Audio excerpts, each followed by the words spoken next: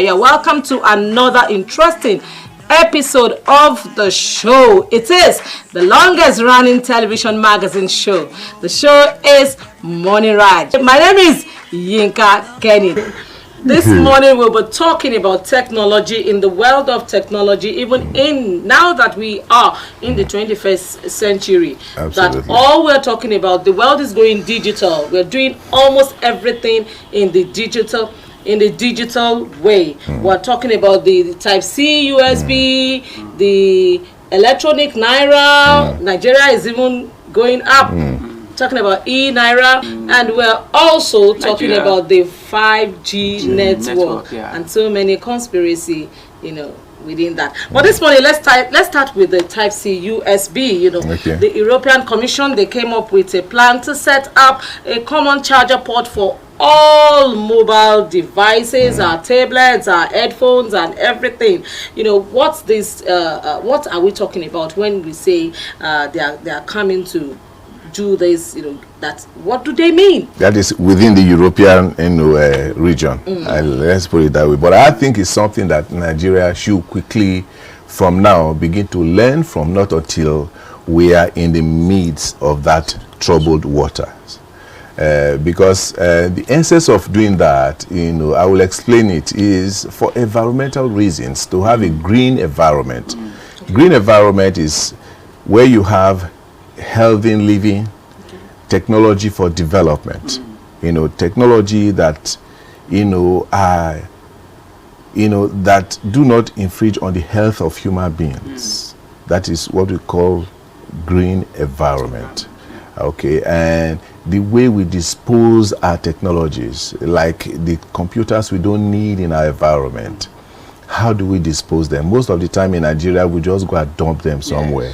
And most of those things, they have radiations that affect human living. And so when we say that in certain part of Nigeria, Lagos, Port Harcourt, and the rest of it, that our living standard is very poor, our health is very poor, these are some of the things that contribute to how and why we visit the hospitals most of the time.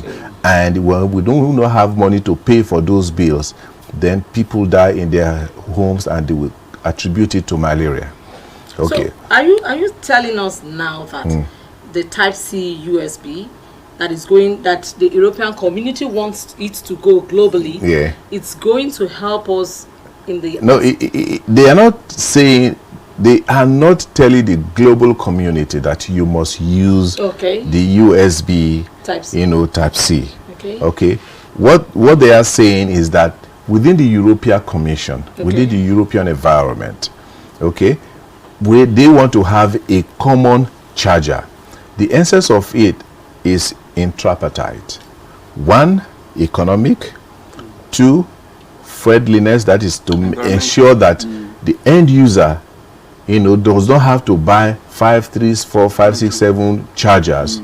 That if you have, if you buy any electronic that you use, maybe your headphone, your tablet, your phone that you have to make a call from, and all of those things, that you just need one charger. So it's economically cheap.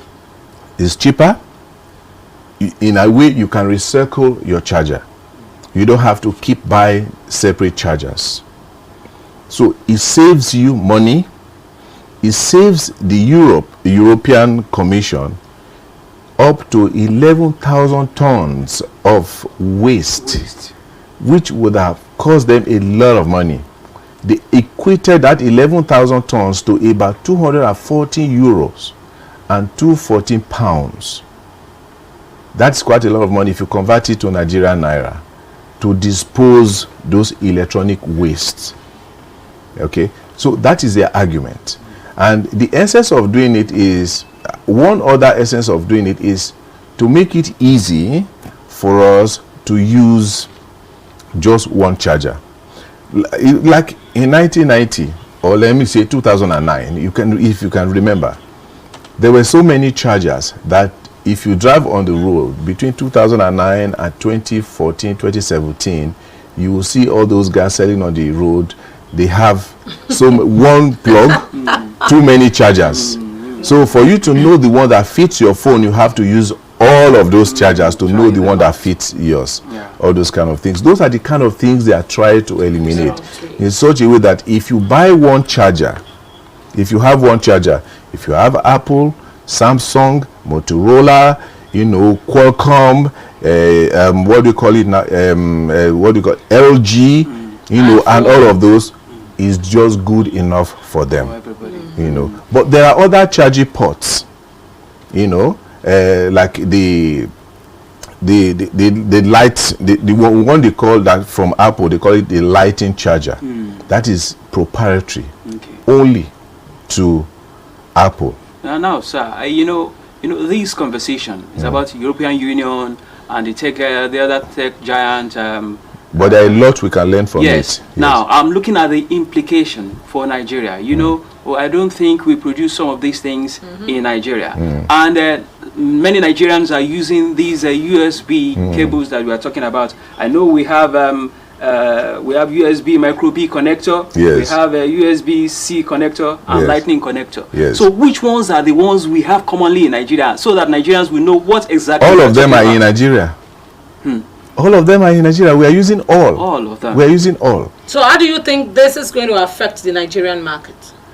The way it's going to affect the Nigerian market is that, as I said, we are using all. Yes. But so if the Nigerian government, like through the Ministry of Science and Technology, in collaboration with the Ministry of Communications and Digital Economy, decide to say, okay, and then the Ministry of Environment to say, let us have a clean environment. Okay. Let us work towards having a healthy environment. We will have to come to this level to say, electronic waste, we have to fashion a way of disposing them in such a way that it does not affect human health. In that way, you have to adopt one charger. When you adopt one charger, all of this will not be necessary. Because the way it is right now is that your TV is bad, you go and dump it.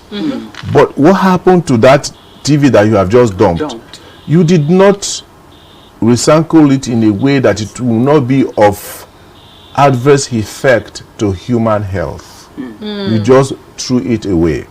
Your phone is bad, you throw it away. But there are radiations and other things that come from the phone that will affect human health. So that is where the European Commission is saying they have done a research from 2009 to now. They gave them time to say, you have to ensure that you have a common charger for all your electronic users. Okay? So, but within that period, about 10 of the global, users signed up to that, except Apple. Now, because, talking about Apple, yes, you've just gone there. Apple, their concern is that one of the concerns they have is that it's going to limit creativity. That's what they are saying, that since they have their own version of chargers and it has similar advantages also. Do you agree with this, that it's going to limit creativity? Or what's your take about that? Is coming from Apple to say it to limit innovation. Innovation from their part is that the challenges that comes with innovation has to do with, I challenge you, you challenge me, you come with something new. Your own creation. Yes, you come with something new. When I take a look at what you have come up with, I come up with something more better, superior. I just add on to it. Okay, that is the area they are looking at it. That if we all are using, the C, that means that we are all limited to just one thing. That we cannot think above that. Even if we think above that, we will not be able to implement it. But if we take a look at it from the other end, if we're all using C, what that means is that much more innovation will come. How is that innovation going to come? Even within the C band and the macro B, the rate at which data is transferred or transmitted is different. It's different. So from 2.0 to 3.0 to 4.0, so the speed is different. The data rate is different. 20 megabits per second just for a minute, than when you are using the 2.0 that will give you up to a minute to get a 40 megabit per second. So you see, all of it will unearth a lot of more innovation other than just Apple innovation. So if you take a look at it, we're talking about economics. So you still want to agree with Apple? I'm disagreeing with Apple. Okay. Yeah, I'm disagreeing with Apple because it's only Apple that use a proprietary, for the plug iPhone. that is just for their phone. But some of their products are already on the C, ports. Very few. But they are saying it's going to cost them about $2 billion, to ensure that they cope with the European Commission mandate. So do you see a conspiracy theory here? For me, I do not see a conspiracy theory because, for instance, it's like Nigerians say this is what is good for our citizens. We know what do I call it now? We know how much our citizens can afford. If we now say that for you to have two phones, or even within the Apple, spectrum, for you to have the iPhone, and then you have MacBook, you have to have two chargers for it. That is extra cost. Yeah. The extra cost, you can actually use it to pay your children's school fees and other things. So why not save it so that your citizens are able to live a better life? Now, that is what they are after. All right, sir. As we make this discussion, as we take it further, I'm always thinking about how it affects Nigeria at the end of the day. Now, how do we, there is these awareness, digital awareness all over the country. Nigeria is at par, talking about awareness, technology, ICT, with any part of the world. How do we leverage on the current level of digital awareness to increase entrepreneurship and attain technological growth, right now? Because we are talking about development and discoveries there in Europe and America. So how can we bring it down here in this country? This is interesting. Nigeria is 61. This is interesting. This is really interesting. This is the core of the message, because take a look at Nigeria. Most of the things we're doing, the way we used to pound yam is the same way we'll still pound yam today. The way we used to farm, we're using bows, yes, I know that's the same way we used to use. Technology is not limited to how you use the computer. It's the application of innovation that you have used to ensure that the output of any sector, be it agriculture, health, media, auto, that is what we say technology. That is when we begin to say the value of technology to humanity and then to our economy. Okay, so as we mark 31, there are so many things we need to do there. 61. Few things 61. that we are 61. There are so many things we have been able to achieve.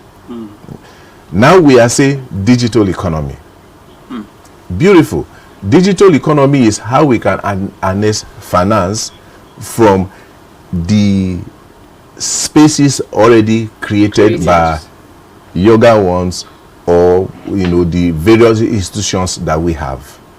Okay, but what about the information society, which includes data, the media, and then innovation? Okay, let me hold your thoughts there Yes. a bit, because our time is so much limited. You have Yes. delved into digital economy. Talking Yeah. about digital economy, the e-naira, we're talking about e-naira now in Nigeria. It's going to be a representative of the paper naira. I hope I'm right about that. It's going to be issued by Central Bank of Nigeria, and this is going to be some sort of a complementary legal tender having the same exchange value as our naira. Tell us just a little bit about this e-money. What is it going to be? What is it? What is it like? Does it have a similarity with the popular cryptocurrency? Because of our time. From the experts that we have heard, the cryptocurrency is different from the e-naira. Okay. The e-naira is just naira in a digital form. How? Okay. It's Help my mom in the village to understand. No, it's still your naira, your paper naira, physical naira. your physical naira. Have it in digital form. We're already doing something like that you can go to your village now, and you don't even need the paper naira to do your transaction. With your phone, you can buy and sell. Definitely. So that is e-transaction already. So what it means is that there's a representation of that e-transaction in a form that you can see on the cyberspace or within your phone as a shape. So it's still your naira, but in a digital form. Okay, let me take you out But the quickly on this. cryptocurrency does not have any regulatory form except for 2 countries. Okay. You talk about the normal internet banking that we do now. There's a middleman, the bank, but the e-naira could even be used by the unbanked, isn't it? The e-naira is regulated. That is why it's a legal tender. Okay. It is a legal tender. It will be regulated by CBN. It's a legal tender. Cryptocurrency is not a legal tender. Okay, let's leave crypto. Let's come to Nigeria. Nigeria. So the e-naira is regulated by. That is why you see that. So are you saying that it's going to there's be a cap to the amount of money you can withdraw. There's a cap to the individual withdrawal. There's a cap to organizational withdrawal in terms of transactions. So in your phone, you are telling me that you have some sort of a wallet. You don't have to be, you don't have to go through a bank, have a bank account or something. There's a wallet that you can, pass through. Yeah, that's what makes it easier, because transaction to transaction, the excess, what we usually experience of I transfer money to you and you don't get it, you say there's no alert, there's no credit, all those kind of things. It is real time because it's naira to naira.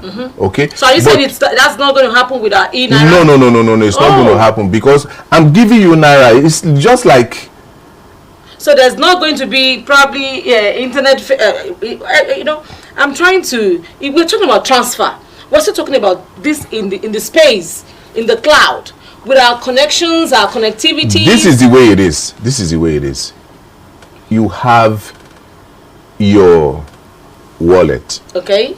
I have my wallet. Exactly. I have to give you naira. I just give you naira. Now, That's Doctor, talking about these e-naira, Yes. cryptocurrency, Yes. and many other cyber activities, they will require us using our phones, NIN, BVN, and other critical data. So how do we ensure safety at the end of the day, so that there are so many criminals there at the cyber space, and that is very, very important. As we begin to move into the digital realm, and related to the how it's going to curb insecurity in the country. 10 seconds. as we begin to move into the digital realm, organizations, individuals, and people, and all of that, everybody is being moved into the digital realm. Whether you like it or not, you have to be in the digital realm to do whatever it is that you have to do. Security is most important, And, because planes can be made to collide. Lights can go off because if you go digital, offices, e-governance can collapse, and all those things. So cyber security is the most potent thing that we have to do. We have to ensure that those who secure our cyberspace have domesticated their skills in such a way that they have Nigeria at heart. you do not have to, you can't outsource your cyber security, your space, your security to any external hand. That is the problem they're having with eNaira, because they outsource it to a foreign body. Okay. And that is why there's a halt to it, because they have taken them to court. That is why I cannot discuss it so much. Okay, don't discuss it so much. Yeah. Let me link you. You talked about digital connectivity. Now we're talking about 5G in Nigeria. We're initiating our 5G network. Now, there's been this conspiracy theory about 5G network, you know, even among the elites, you know, some even said the radiation from the 5G network will be responsible for death and all that. How do you really think, how can the fears of people be, you know, allayed by the deployment of this with what is already at the back of their mind?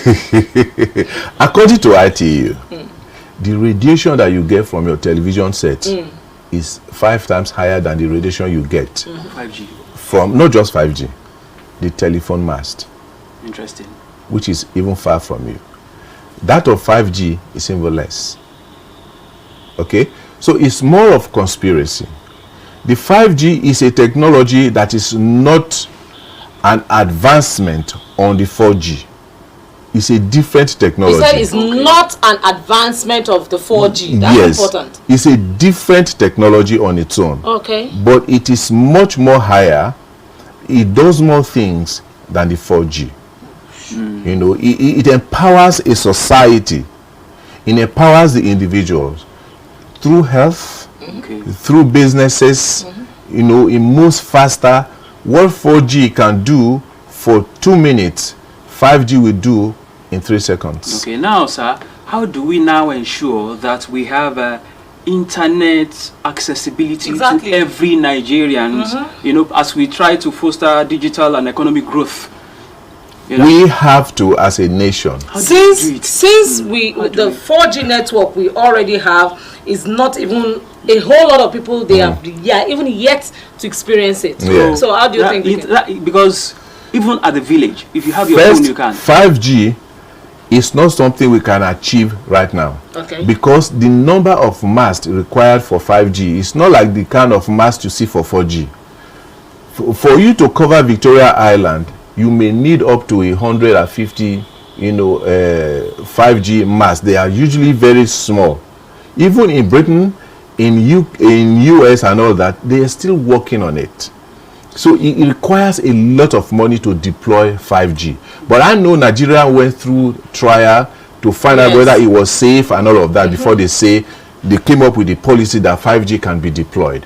But it can take up to 3, 4, 5 years before we begin to see 5G in most major cities and the hinterland and all of that. So it will take a longer time. So that accessibility of therefore the internet, the only way to make internet available and ubiquitously so is to declare it as a human right, to declare it as a fundamental right of Nigerians. Excellent. Otherwise, the private organizations that deploy the internet from Lagos to Maiduguri will have to charge the cost of taking it to Maiduguri. Definitely. You know, if you have to take it from here to Bayelsa, you have to charge the cost of taking it to Bayelsa, because all that we need for internet are all domiciled on within the water side here in Lagos.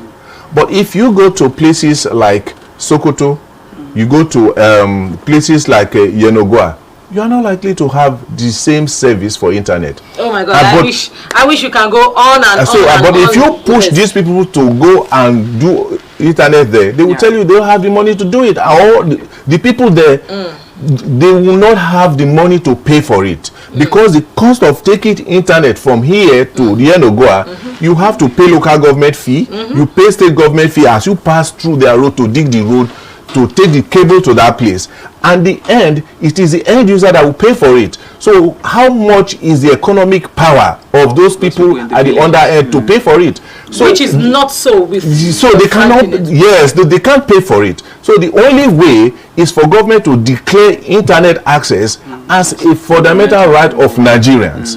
So by that declaration, what you can have is to say that subsidy is given to those who will take internet to the interland.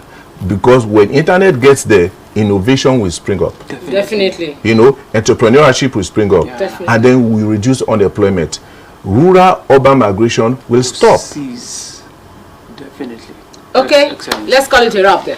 Thank you very Thank much. you so Dr. much. Agabi, in fact, it's been revealing and engaging speaking with you this morning on the program. Thank you and very much. I'm more enlightened, and I'm sure that so many other Nigerians will have had more information and get more comfortable about this discussion about USB-C and all that. Yeah, Thank you very much. I really appreciate you. Yeah. All right, Thank you. we hope that you'll be here to talk about this some other time. Thank you. We have been talking about everything digital. We've talked about the Type-C USB, the e-Naira, and we went down to the 5G network. So do not be afraid. 5G network is as good and safe.